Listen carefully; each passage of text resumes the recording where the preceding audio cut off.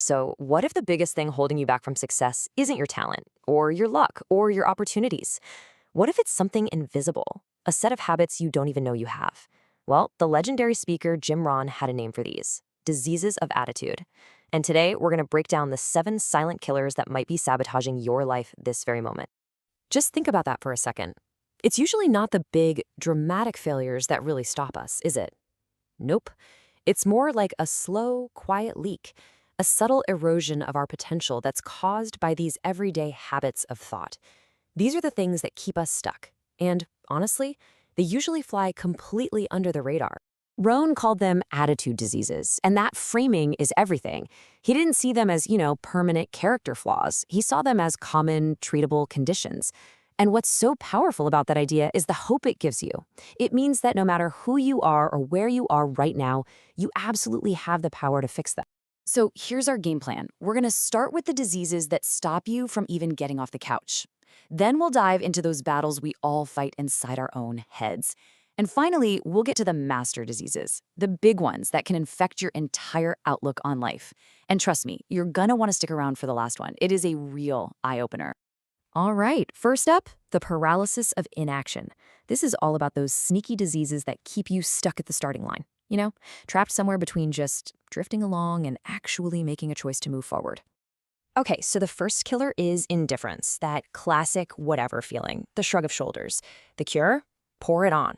And this isn't just about working harder, it's about being fully present. Whatever you're doing, your job, a conversation, anything, give it your full energy. Then you've got indecision. We've all been there, right? Frozen. Rohn's advice is so simple. Just pick a direction and go. The experience you get from a so-called wrong decision is way more valuable than just staying stuck. And this slide just nails the problem with indifference. You can't just float your way to the top of a mountain, right? Getting anywhere worthwhile takes deliberate, focused effort. Seriously, nobody has ever drifted their way to real success. And this is such a perfect way to reframe the cure for indecision.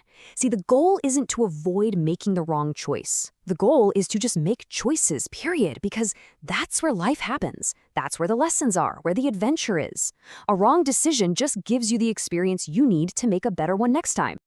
So once you've managed to get moving and overcome that inaction, the next battlefield is right between your ears. Which brings us to our second big category, the plague of negative thought. These are the internal diseases that can cause some serious real-world damage. First, we've got doubt, and one of the most destructive kinds is self-doubt. The only real cure is to make a conscious decision to start believing in yourself. Then there's worry. Rohn calls it devastating because all it does is drain your energy without actually solving a thing. The cure? Give it up. Sounds easy, but it's a huge choice to break that habit. It's all about realizing that worry is just a total misuse of your imagination. So the huge takeaway here is this. Fighting doubt isn't about being arrogant. It's about truly recognizing your own value. Rohn says this is the absolute foundation for any real progress. I mean, think about it. How can you possibly build a great life if the foundation of self-doubt is shaky? All right, our next silent killer is a little bit of a curveball. Over-caution. This is the disease of being so terrified of making a mistake that you end up making the biggest mistake of all, which is doing absolutely nothing. Now, that is a provocative way to put it for sure, but the message is so powerful.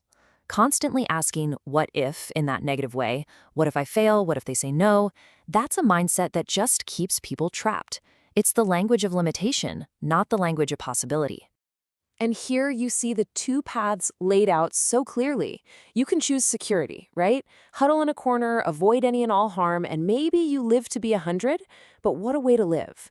Or you can choose adventure. Just give it a go, knowing there are risks, and live a life that's actually full, even if it ends up being shorter. And this right here is the fundamental truth that cures over caution. There is no risk-free path. Not trying something is risky. Not investing is risky. The only choice you really have is deciding which risks are worth taking for the life you actually want.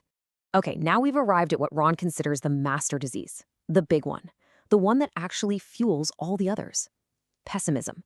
And this is so much more than just a bad mood. It's a deep, fundamental, and incredibly destructive way of seeing the world. So the pessimist is literally on the hunt for the negative. They're not just noticing problems, they're actively searching for them. They look for faults instead of virtues. That last point is just so perfect. They miss the entire gorgeous sunset because they're totally fixated on the little specks of dirt on the window. This is the core engine of pessimism right here. It's not reality itself that holds us back. It's our interpretation of it. The same exact glass of water can be half full or half empty. The question is, which one do you choose to see? Because that tiny shift in perspective changes everything.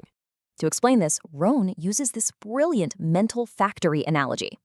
The ingredients are everything you feed your mind: the books you read, the people you talk to, the shows you watch. Your mind is the factory, processing all of it.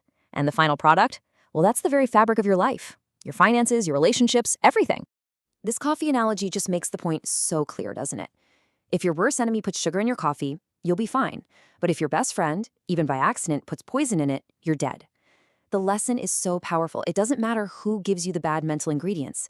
They are poisonous, no matter where they come from. And this is the ultimate cure. This is your call to action. You have to be the gatekeeper of your own mind. You have to be disciplined and decide what you're going to let in and what you're going to keep out. Don't let just anyone dump their garbage into your mental factory. So we've gone from the master disease that infects your thinking to the very last one on our list. And this is an action that Rohn warns is maybe the most immediately destructive of them all. And that disease is complaining. Just look at that description: economic cancer of the bone. Whoa, that is not just a dramatic phrase. Ron argues that every single moment you spend complaining is a moment you are actively poisoning your own future. Think about it. Complaining puts all your energy on the problem, never on the solution. It actually trains your brain to find what's wrong, not what can be made right. It basically invites failure to come in and set up shop in your mind. So it all comes down to this: the battle against these 7 silent killers: indifference, indecision, doubt, worry, overcaution, pessimism, and complaining. It's a war, and it's being fought every single day, inside each of us. So the final question isn't whether the war exists, it's whether you are actively fighting and winning.